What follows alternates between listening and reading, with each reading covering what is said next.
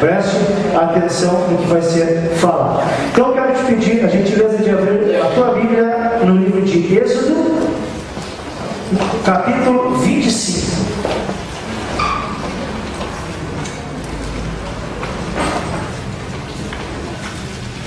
Êxodo 25. Esse mês da família, nós vamos trazer uma série de mensagens cujo título é A Família Requer Mais. A família requer mais.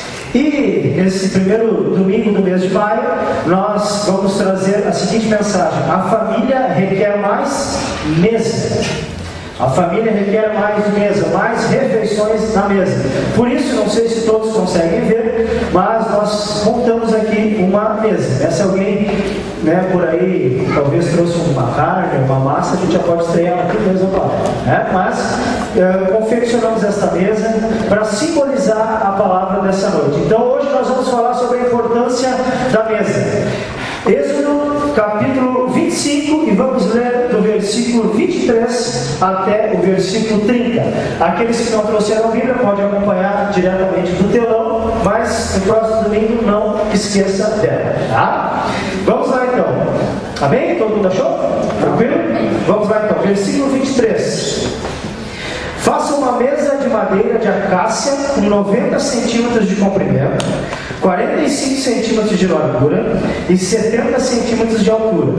Revista de ouro puro e faça uma moldura de ouro ao seu redor. Faça também ao seu redor uma borda com a largura de 4 dedos e uma moldura de ouro para essa borda. Faça 4 argolas de ouro para a mesa e prenda-as nos 4 cantos dela, onde estão os seus 4 pés. As argolas devem ser presas próximas da borda para que sustentem as varas usadas para carregar a mesa. Faça as varas de madeira de acácia, revestindo-as de ouro. Com elas se carregará a mesa. Faça de ouro puro os seus pratos e o recipiente para o incenso, as suas tigelas e as bacias nas quais se derramam as ofertas de bebidas. Coloque sobre a mesa os pães da presença, para que estejam sempre diante de mim. Muito bem, pessoal.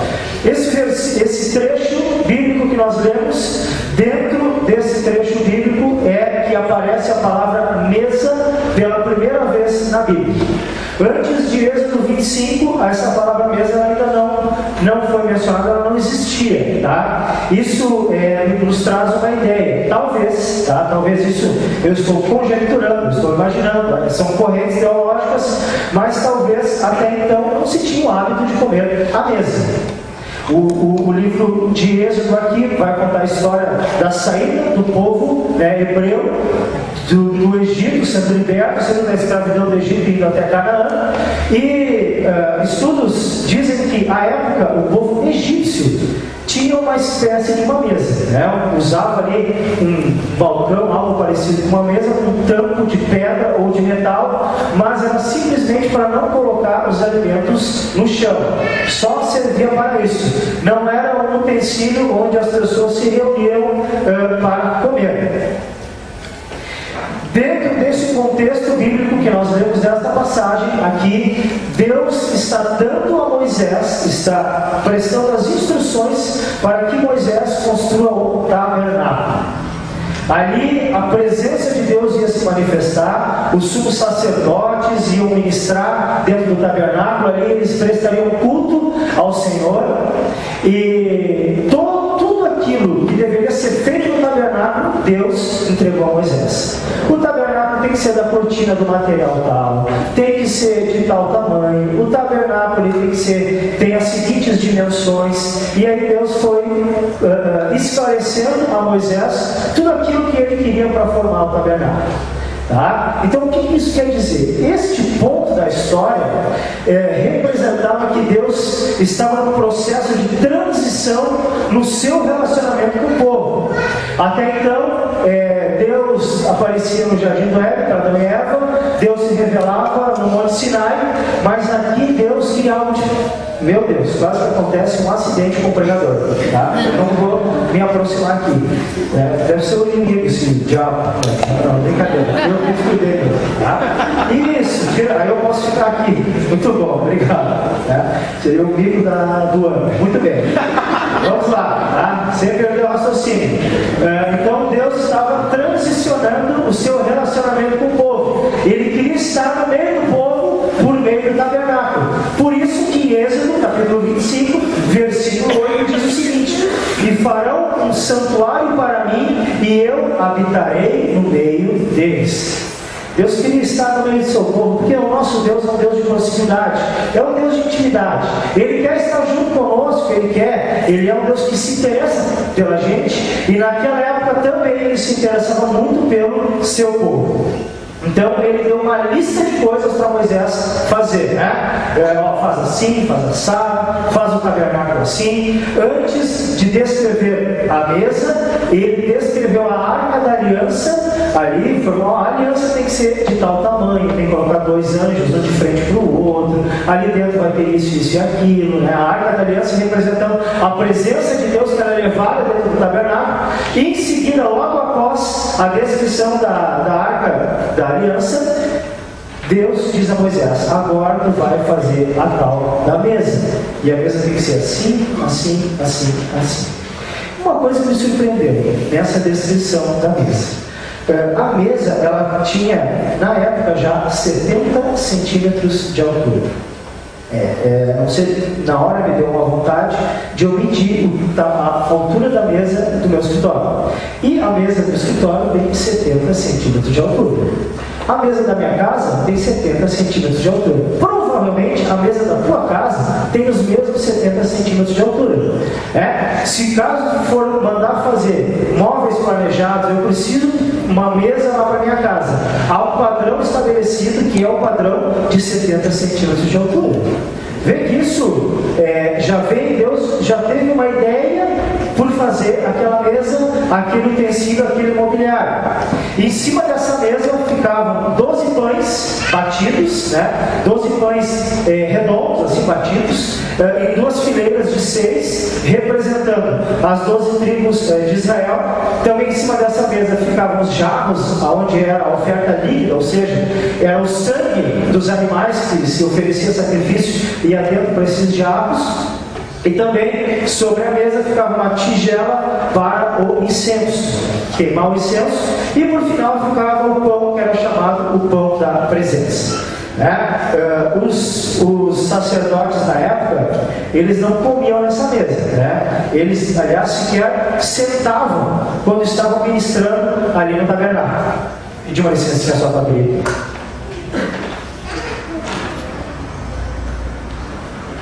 Obrigado. Então, os sacerdotes, eles sequer sentavam quando estavam ministrando. Essa mesa, inicialmente, ela não foi usada para as refeições, mas eu tenho certeza que Deus já estava preparando alguma coisa. Talvez um utensílio de 70 centímetros de altura, para que as pessoas pudessem encaixar suas cadeiras embaixo.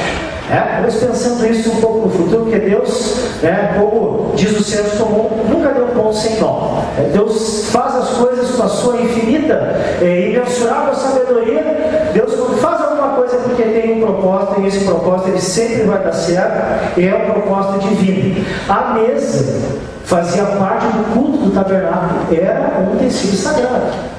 E eu quero justamente hoje trazer essa ideia, falar um pouco sobre a importância da mesa, esse utensílio que é uma mesa. Às vezes nós nem damos bola. Durante um bom tempo que nós moramos, eu e minha esposa, no nosso apartamento de aluguel, a gente tinha uma mesinha redondinha, sim, mal cabia eu e ela para comer. Então, se talvez o irmão ou a irmã nunca foi convidado para jantar lá em casa, não é porque nós não gostamos do tipo, não tinha espaço mesmo para comer sobre a mesa. Cabia 2 pratos e quando muito uma panela em cima. Então, às vezes, esse utensílio passa um pouco desapercebido. Mas eu quero falar aqui algumas coisas antes de nós entrarmos na palavra. Várias pesquisas foram feitas por universidades americanas sobre a importância da mesa, né? Sobre o que a mesa traz para a família. E é interessante, porque olhando aqui para essa palavra, né, olhando para esse trecho bíblico, Deus deu as instruções certinhas para Moisés. A mesa tem que ser 70 de altura, tem que ter tanto de largura, né, tanto de comprimento, e ele foi dando todas as instruções para Moisés, né? Em cima das instruções de Moisés, que foi dada a Moisés a respeito da mesa, nós tiramos alguns princípios. Então, deixa eu antes esclarecer a diferença entre instrução e princípio, tá? Pode tirar. Não, deixa o pessoal curtindo aí a foto da mesa, tá? Deixa eu apenas diferenciar o que é instrução e o que é princípio. Quando eu dou uma instrução, a pessoa que recebe a instrução não precisa raciocinar, tá? Então, eu vou dar a instrução de como cozinhar um bolo. Isso no mundo real é impossível, porque eu não sei fazer um bolo, né? Mas vamos supor que eu soubesse. Eu vou dizer, olha, tu faz assim. A pessoa pensa, ela não precisa pensar, tá? É só ela fazer as instruções. Então Deus aqui deu a Moisés as instruções: faça a mesa assim. Um princípio é uma verdade que faz com que nós usemos a nossa razão. Então, o princípio faz com que nós pensemos. É a mesma coisa que está lá em Gálatas, né, 6:7, que diz: tudo aquilo que nós plantamos, nós vamos colher. Isso não são instruções de como fazer um plantio na área rural. Isso é um princípio de tudo aquilo que a gente fizer vai ter uma consequência. Então, aqui Deus, na sua infinita sabedoria, Ele não quer que a nossa mesa tenha 70 centímetros de altura. A mesa lá de casa tem 80, vou botar fora, vou queimar essa mesa. Não é isso, tá? É o princípio que está revelado atrás da mesa. É o que nós vamos falar. Antes de entrar na palavra, eu quero dividir aqui com os irmãos algumas pesquisas feitas por universidades americanas a respeito da importância da mesa. E eu quero pedir licença aos irmãos que eu vou, ler um pontinho aqui só, que é o ponto das pesquisas, tá? Então, assim, em primeiro lugar, no Centro Nacional de Dependência e Abuso de Drogas da Universidade de Colômbia, nos Estados Unidos. Essa universidade fez uma pesquisa com várias famílias e que pelo menos, a família que se reunia uma vez, fazia uma refeição diária junta. A família fazia pelo menos uma refeição diária junta. Qual era a consequência? Os filhos se davam melhor na escola e descobriram que isso atrasava a iniciação sexual dos filhos. Olha até onde vai a coisa. Vocês estão entendendo a profundidade que não é só uma mesa? Isso pode trazer uma saúde emocional para os nossos filhos, para a nossa esposa e para o nosso esposo também. Esses filhos dessa pesquisa, eles bebiam menos, fumavam menos, usavam menos drogas, ficavam menos deprimidos, brigavam menos e tinham menos distúrbios alimentares como a anorexia. Tudo por fazer uma refeição diária à família toda. Um levantamento realizado em 2007 com 20 mil alunos ingleses de 16 anos mostrou que refeições diárias com a família faziam com que eles fossem melhor em exames escolares, e também se constatou que esses resultados estavam entre os filhos de famílias que se reuniam pelo menos uma vez por dia. Então, se reunir uma vez ao dia, pelo menos uma refeição, pode interferir no desempenho do teu filho na escola. Uma outra pesquisa que foi realizada pela Harvard University, ou Universidade de Harvard, né, para os leigos, dos Estados Unidos, revelou que a criança que se senta à mesa com os pais alimenta-se melhor em comparação aos coleguinhas que comem sozinhos. As criancinhas se alimentam melhor. Essa pesquisa foi feita com 16 mil crianças de 9 a 14 anos, e essas crianças comiam mais vegetais, comiam mais frutas, simplesmente por fazer uma refeição em casa, junto com a família. Por final aqui, uma socióloga alemã muito famosa, que é Angela Kepler, ela fez uma pesquisa com 300 famílias alemãs, que essas famílias que optam por conversar durante as refeições, ao invés de assistir televisão, obtêm maior harmonia e fluidez nas suas relações. A socióloga chegou à conclusão que uma das melhores terapias familiares é a comunicação à mesa. Meu irmão, minha irmã, minha querida família, querido casal, quantos de nós almoça, janta ou toma café com a televisão ligada? É muito difícil isso não acontecer, isso é um costume, né? Quantos de nós almoça ouvindo a doce voz da Cristina Ranzolini apresentando o Jornal do Almoço? Ao invés de conversarmos, de debatermos como foi a nossa manhã, ou ao final do dia, como foi o nosso dia, uma mesa, um café, a correria é tanta, às vezes é muita correria, não dá tempo. E por isso nós fazemos um balcão americano, que é um banquinho altinho, fica bonito, dentro da cozinha, para fazer lanches rápidos, aonde eu faço meu lanche e vou trabalhar, aonde enquanto um está no quarto eu almoço rápido e vou fazer o que tem que fazer. Não sou contra o balcão americano, eu queria colocar dentro da minha casa, só não coloquei porque não teria espaço na minha casa. Se assim, a coisa é tão contada, né, esses apartamentos novos aí, que se eu colocasse um balcão americano, se eu tivesse mudar de ideia, eu tinha que sair do apartamento. É tão pequeno que é a nossa sala. Isso para quem não entendeu foi uma piada, né?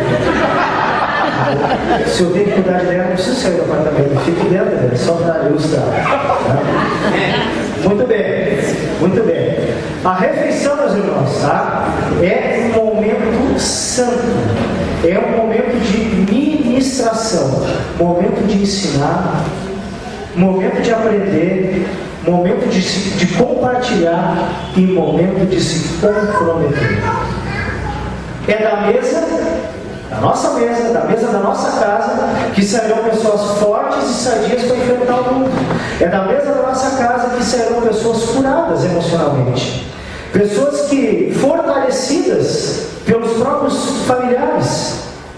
Deus deu um valor especial à mesa, principalmente por tê-la colocada no lugar sagrado, que era ali o lugar santo, dentro do tabernáculo. Só os sacerdotes tinham acesso a esse lugar, era o lugar sagrado. Deus colocou a mesa lá porque a mesa é um utensílio, um mobiliário sagrado. Dentro de tudo isso, eu quero aqui falar alguns princípios que a gente tem, né, que nós devemos aplicar na nossa família a partir da importância da mesa. Esse mobiliário que eu falei, que passa totalmente desapercebido, tadinha da mesa. Hoje nós vamos falar sobre como e quando ela é importante na nossa família. Vamos lá, quem tem papel pode anotar, fica à vontade, tá? E o primeiro princípio que eu tiro desse texto, que eu tiro da Bíblia, nós vamos passear por alguns textos, é: a mesa é lugar de fortalecimento. A mesa é lugar de fortalecimento. Êxodo 25, 23 diz o seguinte: faça uma mesa de madeira de acácia com 90 centímetros de comprimento, 45 centímetros de largura e 70 centímetros de altura. Muito bem. Como eu tenho falado várias e várias vezes, e vou continuar falando sempre, o texto, ele fala mais do que o próprio texto. O texto, ele se explica. O texto, ele é rico, ele é vivo. O texto fala com o leitor, não são letras jogadas na Bíblia. Enquanto nós estamos lendo, ele está falando conosco. Por que Deus fez a mesa? Ele queria fazer a mesa, né, que fosse de madeira de acácia. Por que não usou uma madeira de lei? Por que não usou uma madeira nobre? Afinal, era uma mesa sagrada, que ficava no lugar sagrado. Por que deveria ser a mesa de acácia? É porque isso tem um significado, meus irmãos. E assim como Deus nos fez, com necessidade de comer pelo menos 3 importantes refeições diárias: café da manhã, almoço e janta. Entre eles a gente come outras coisas. Inclusive os nutricionistas dizem que é bom comer de 3 em 3 horas, um pouquinho, né? Mas enfim, por que Deus não nos fez então com a necessidade de comer uma vez só por dia? Ou uma vez por semana? Ou uma vez por mês? Não sei. Deus fez o um corpo humano com necessidades diárias e nós precisamos nos alimentar diariamente. Talvez porque nós precisamos se utilizar do princípio da mesa. É porque a mesa é importante para fortalecer os nossos laços. Deus fez questão que a mesa fosse de acácia, primeiro, porque a acácia era uma árvore muito rica naquela região desértica. Tinha muita acácia naquela área, né? E a acácia não é uma madeira nova, ou pelo menos não era na época. Se eu falar alguma coisa, o Beto vai me corrigir. Mas a acácia não é uma madeira de leite, uma madeira nova. Mas Deus não precisava de uma madeira nova. A acácia é uma madeira resistente e que tem espinhos enormes. É uma árvore espinhenta.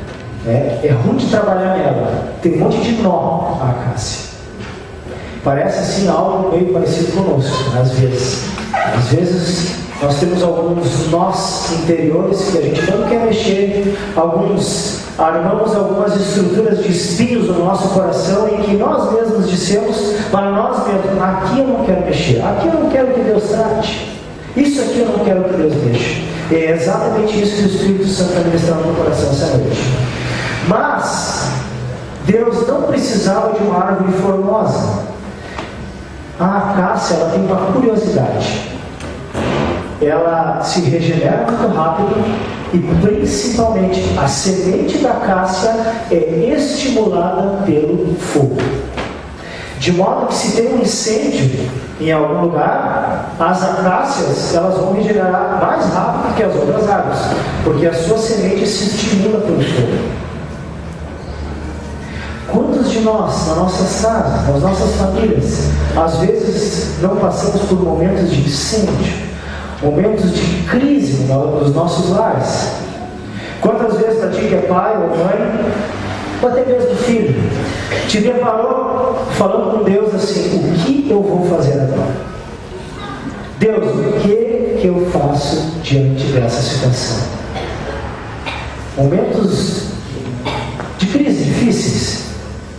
Mas a mesa era um lugar de acácia porque ela se fortalece com fogo, ou seja, a mesa é um lugar de fortalecimento, aonde os familiares vão se reunir juntos, vão compartilhar os problemas e as crises que estão acontecendo, e é um lugar de olhar olho no olho e um fortalecer o outro, e um dizer: não, nós somos uma família, nós estamos unidos e nós vamos passar juntos por isso.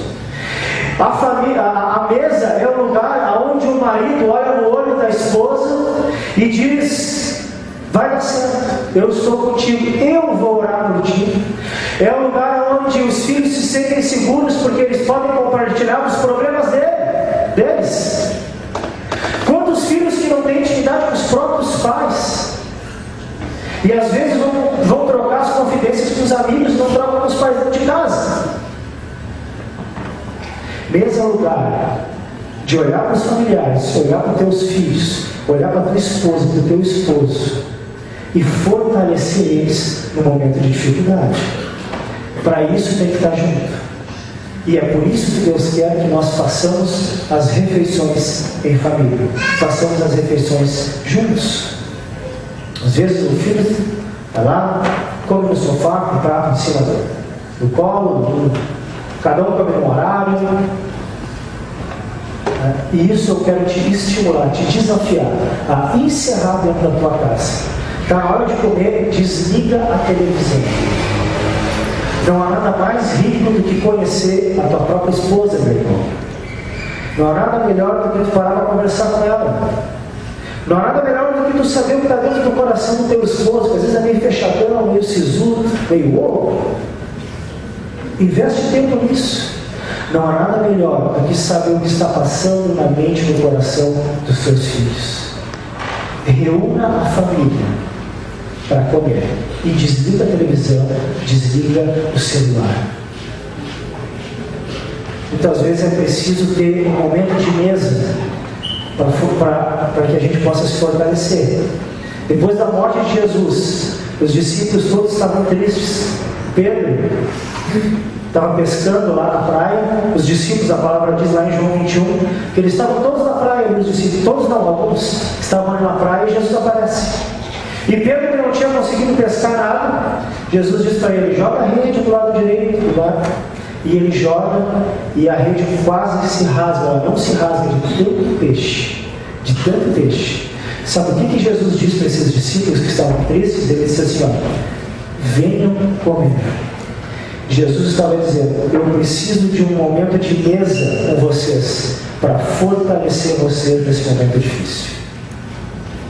Usa a mesa para combater as dificuldades, para olhar olho no olho e dizer assim: é possível, eu estou contigo nessa. Amém, pessoal? Amém. Amém. Segundo princípio, que a mesa nos traz, que a importância da mesa nos traz, está lá em João capítulo 21, o mesmo trecho aqui de Jesus na praia. Imediatamente após que ele come com os discípulos, acontece isso que nós vamos ler aqui. João capítulo 21, versículo do 15 ao 17 diz o seguinte: depois de comerem, Jesus perguntou a Simão Pedro: Simão, filho de João, você me ama realmente mais do que estes? Disse ele: sim, Senhor, tu sabes que te amo. Disse Jesus: cuide dos meus cordeiros. Novamente Jesus disse: Simão, filho de João, você realmente me ama? Ele respondeu: sim, Senhor, tu sabes que te amo.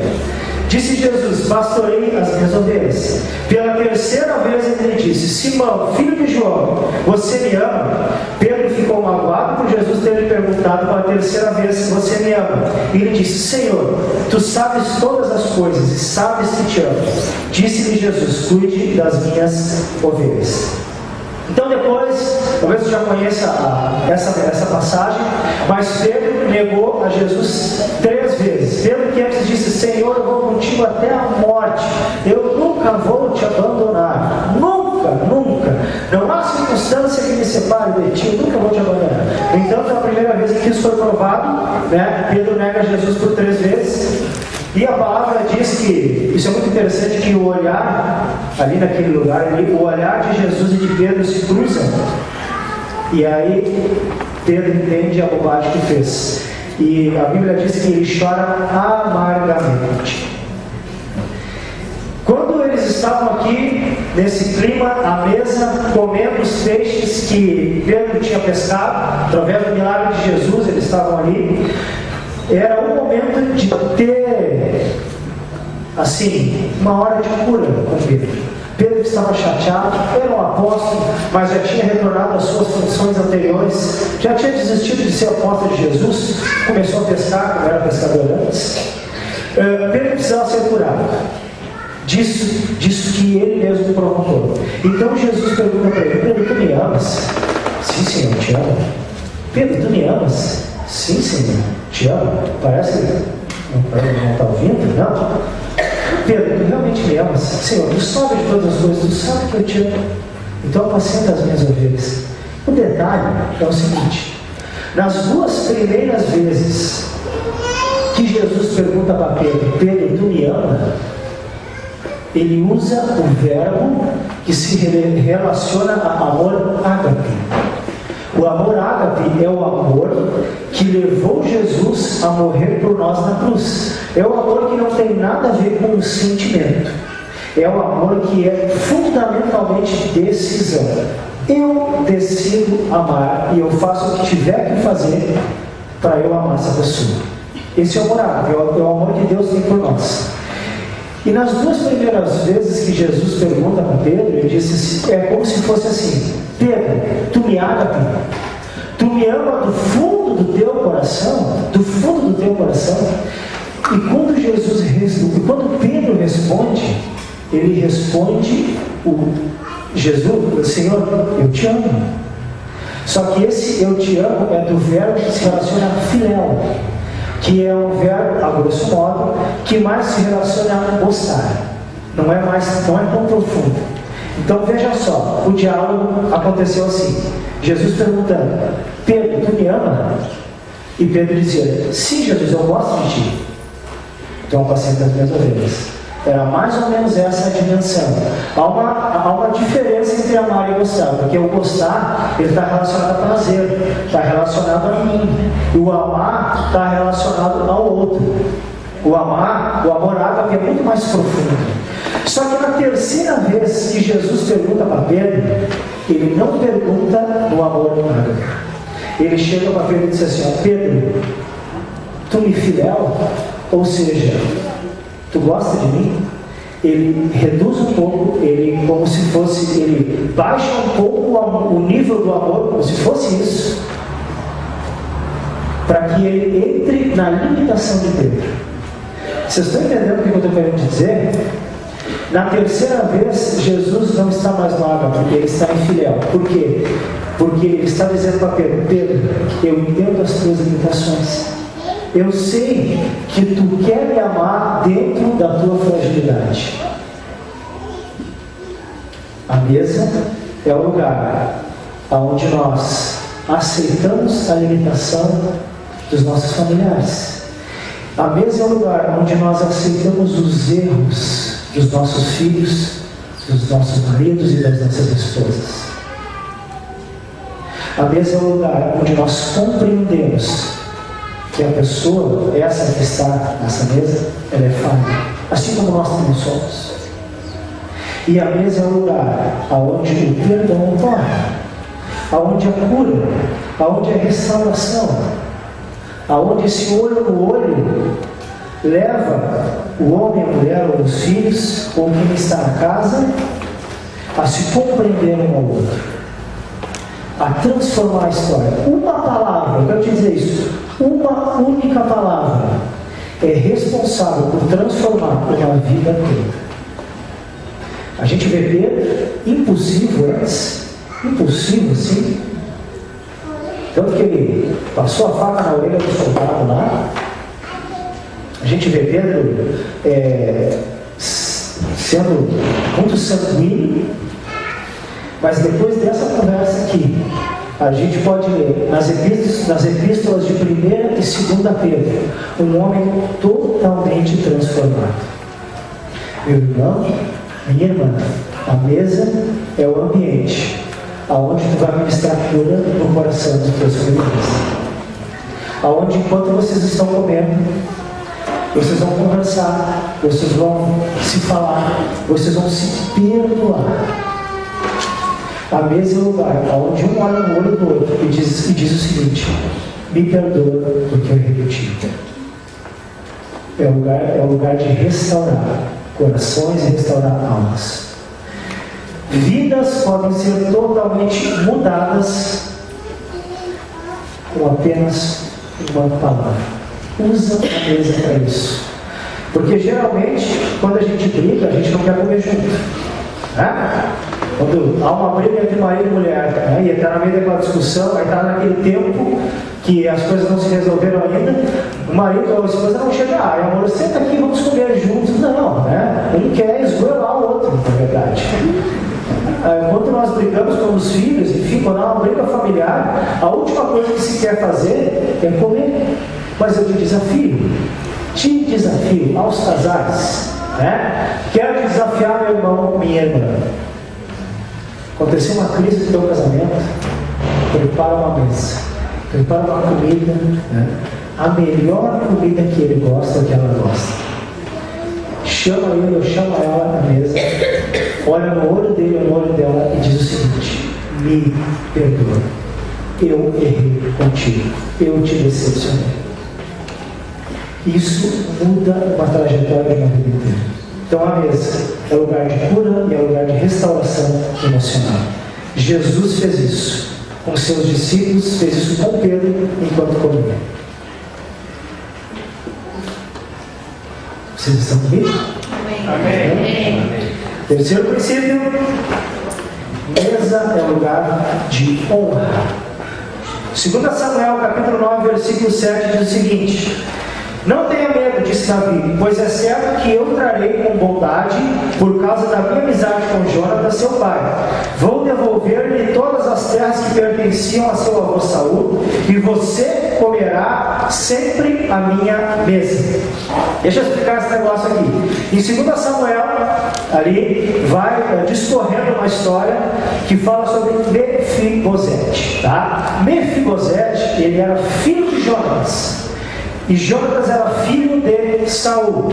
Talvez o irmão que está nos visitando, que não conhece a história, Davi foi muito perseguido pelo rei Saul. Saul quis matar Davi de várias formas, mas o exército de Davi conseguiu triunfar sobre o exército de Saul. E Davi fez uma aliança com o filho de Saul, fez uma aliança com Jonatas. E depois que Davi conseguiu triunfo sobre vários exércitos, era um momento, talvez aqui, um momento de um pouco mais de paz, ele disse para um dos seus servos: escuta, tem mais algum da casa de Saul por lá? Tem mais algum parente de Saul? Se tiver, traz ele aqui, porque eu vou colocar ele para comer na minha mesa. E tinha Mefibosete. Mefibosete era neto de Saul e era aleijado dos 2 pés. Porque no capítulo 4 diz que o exército de Saul chegou muito rápido, o exército de Davi chegou muito rápido ali, né, onde Mefibosete morava, e a babá de Mefibosete, quando ele era pequeno, pegou ele pelos braços e saiu correndo, só que deixou o Mefibosete cair no chão. Isso é sério mesmo, né? Deixou o Mefibosete cair no chão. Como ele caiu no chão, ele ficou aleijado das 2 pernas. E aqui então Mefibosete foi chamado pelo rei. Imagina o pensamento desse rapaz aqui. Davi exterminou todo o meu povo, né? Davi exterminou o exército de Saul, tudo. O que será que ele quer comigo? Vai me matar, certo? Está me chamando no palácio para quê? Só que quando Mefibosete chegou diante de Davi, Davi queria fazer outra coisa. Davi queria honrar Mefibosete.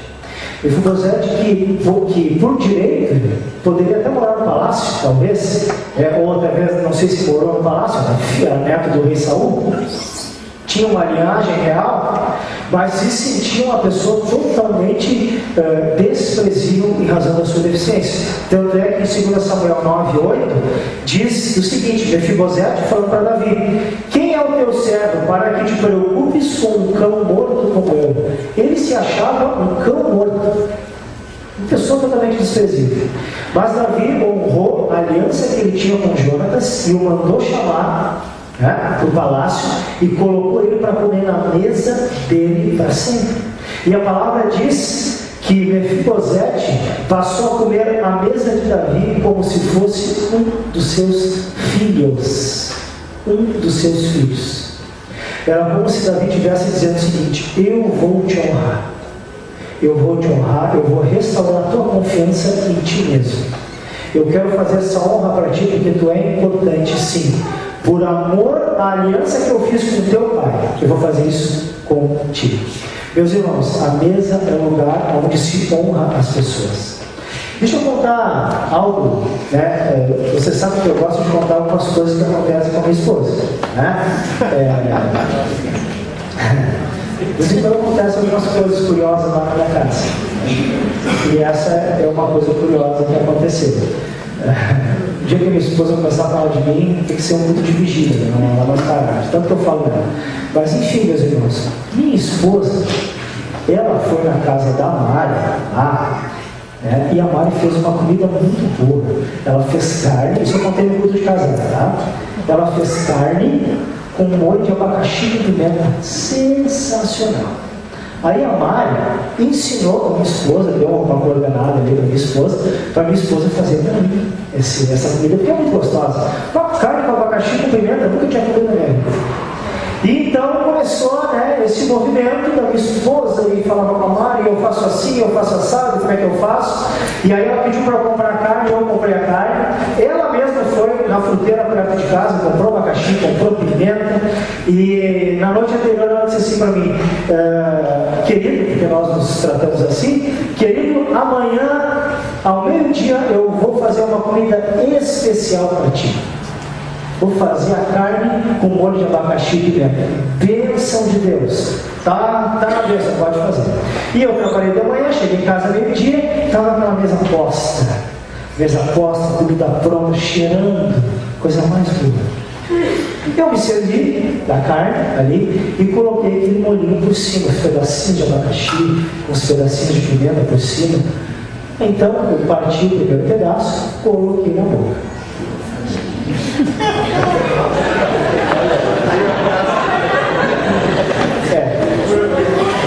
Quando eu coloquei na boca, sabe o que eu estou de passar um filme assim, sabe, da minha vida toda? Eu fui lembrando da minha infância, da faculdade, fui lembrando assim, de tudo aquilo que aconteceu na minha vida. Assim, em poucos segundos aquilo foi vindo na minha mente. Assim. É porque assim, por quê? É porque houve um pequeno equívoco, mas foi quase imperceptível. Tem uma pimenta, que eu não sei o nome, se alguém puder me ajudar, que ela é uma frutinha, não sei se é dedo de moça, mas é uma frutinha assim, que a gente come pura até. Biquinho de moça, né? Ou biquinho, enfim, é algo do gênero. Ela é bem pequenininha, a gente come pura ela porque ela não é tão forte, né? E era para ter sido essa. Ela colocou no molho de abacaxi na carne que eu comprei.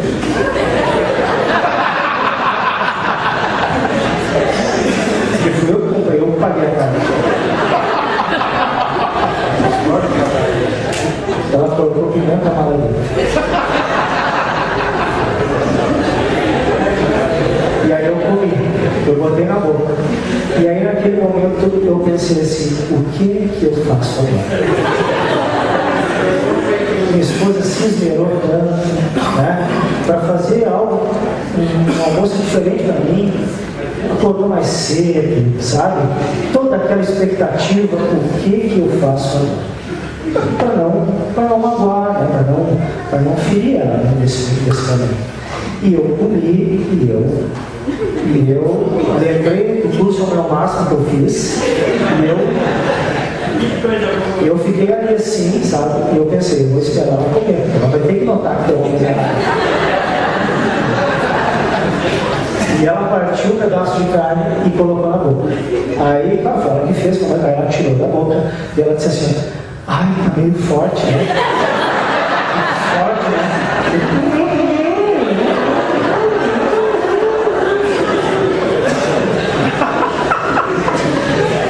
Olha, tava muito, suei. Aquilo tava tão forte que eu nem capeta não comia.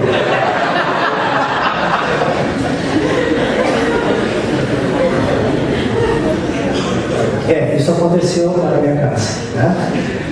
Aí a gente deu risada juntos ali, mas por que esse pequeno detalhe não interferiu no nosso momento? Porque não importa o quanto sofisticado seja o cardápio, existe algo especial quando honramos alguém que se senta na nossa mesa. Não interessa a comida, interessa a honra que ela fez para mim. Eu me senti totalmente honrado, mesmo se ela tivesse feito um pão com margarina. Se ela tivesse feito um pão com ovo, na verdade seria melhor do que a carne, né?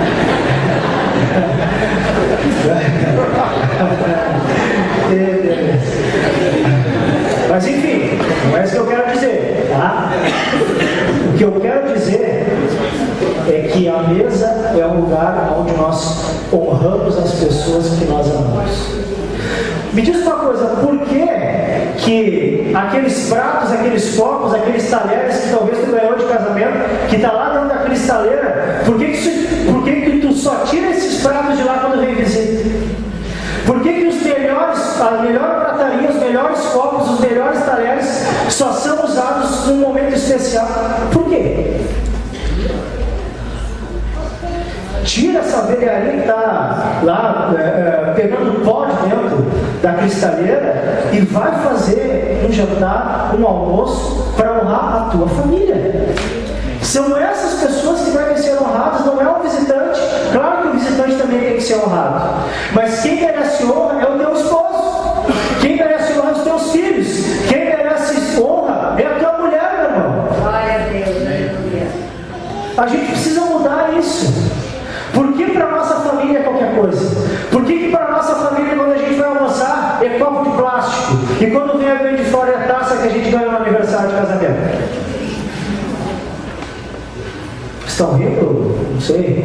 Isso só acontece na minha família, talvez. Por que, meus irmãos? Mesa é lugar de honra. Quero desafiar os filhos aqui, tá? Agora, os filhos aqui. Pega uma noite nesta semana, tá? Eu sou obrigado a fazer? Sim, é obrigado a fazer, né? Pega uma noite desta semana e prepara uma mesa para honrar os teus pais. Essa semana. Vai fazer uma comida gostosa, vai aprender, não sei, não precisa ser nada sofisticado, não precisa descer fogo do céu como os pais comeram essa comida, não precisa. Te vira nos 30. Pode ser uma torrada, não interessa. Porque o que importa não é a comida, o que importa é o ato de honra. Os filhos que estão aqui essa semana vão fazer isso. Prepara uma mesa para honrar os teus pais. E diz para eles o quanto eles são importantes na tua vida. Diz para eles. Porque foi eles que te criaram.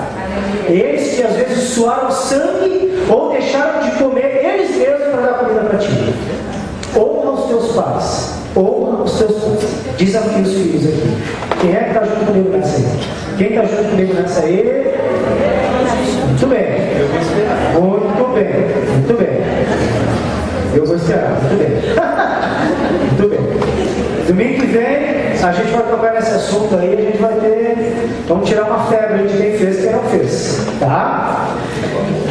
E eu quero encerrar aqui, quero terminar com a mensagem. No último princípio que a mesa nos traz, que a mesa é o lugar onde Jesus habita.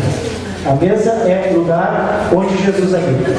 Êxodo 25:30 diz o seguinte: coloque sobre a mesa os pães da presença, para que estejam sempre diante de mim. Quero convidar a Marina, por gentileza, a me acompanhar aqui, fazer um fundo musical junto comigo, por gentileza. Tá? Coloque sobre a mesa os pães da presença, para que estejam sempre diante de mim. Sobre a mesa era necessário colocar esses pães, que eram chamados de ou pães da face ou pães da presença, que simboliza ali a presença de Deus. Como o Antigo Testamento e o Novo Testamento se completam, se harmonizam, o pão da presença que deve estar sobre a nossa mesa é o próprio Jesus. Porque em Jesus, capítulo 6, versículo 48 e 50, ele diz o seguinte: eu sou o pão da vida. Os seus antepassados comeram maná no deserto, mas morreram. Jesus está dizendo: os teus antepassados comeram esse pão maná, comida mesmo. Todavia aqui está o pão que desce do céu, para que não morra quem dele comer. Quando Deus coloca o pão da presença na mesa, quer dizer que todas as vezes que nós nos reunimos para cear em família, Deus está ali naquele lugar. Deus está se alegrando conosco. Deus está se alegrando na família, porque ali está havendo estreitamento de relacionamentos. É ali onde os familiares estão rindo, às vezes, contando o que aconteceu ao ano passado. Ou o marido está dividindo com os filhos uma dificuldade profissional. Me diz uma coisa, meu irmão, aí que é homem, varão, provedor de dentro do teu lar, qual foi a última vez em que tu falou para os teus filhos da tua dificuldade financeira? Ou que tu falou do teu filho da tua prosperidade financeira? Nós não temos esse costume. Não temos esse costume de dividir as nossas coisas com os filhos, com a esposa. Temos o triste hábito de guardar para nós muitas coisas. Mesa é um lugar de comunhão. Mesa é o lugar de olhar para aquela pessoa que está ali e dizer: eu te amo, tu é importante para mim. Mesa é um lugar de oração. Então, quando for se reunir, não ora só: Senhor, abençoe esse alimento em nome de Jesus. Santifica esse alimento. Agradece. pela mesa e pela família que Deus te deu. Meus irmãos, a família é algo mais importante que existe. Teu marido, tua esposa, os teus filhos são joias preciosas que se sentam ou que podem se sentar todos os dias ao teu lado. Por que nós gastamos tempo na televisão? Por que nós levamos o celular e ele fica do lado da nossa faca ali, enquanto a gente vai comendo, ali a gente vai estar no Face ou estar no WhatsApp, ou seja lá onde for. Coloca o celular no silencioso quando for cear para a tua família. Silencioso, desliga, não sei, mas tira isso da tua mesa. A mesa dos pães era um quadro da vontade de Deus, chamando a família ao companheirismo, chamando a família à comunhão. O pão da presença é literalmente compartilhar algo, compartilhar as coisas. Jesus escolheu a ceia para passar os últimos momentos com os discípulos. Foi um momento ali em que eles estavam ceando. Ali Jesus disse que entraria um momento de crise, onde os discípulos olhavam para os outros: será que sou eu? Será que sou eu? Será que sou eu que vou trair? Não serei eu, Senhor? Não, eu não vou trair, não serei eu, Senhor. Uma crise, uma tensão estabelecida ali. Mas foi também o lugar onde Jesus lavou os pés dos discípulos, honrando aqueles a quem serviu aqueles a quem amou. Meu irmão, não use a mesa como porta-prato, porta-copo. Use a mesa para tu te aprofundar com a tua família, para tu conhecer mais os teus familiares, para te ministrar tudo, para te olhar olho no olho e saber o que está acontecendo. A mesa é o lugar de comunhão.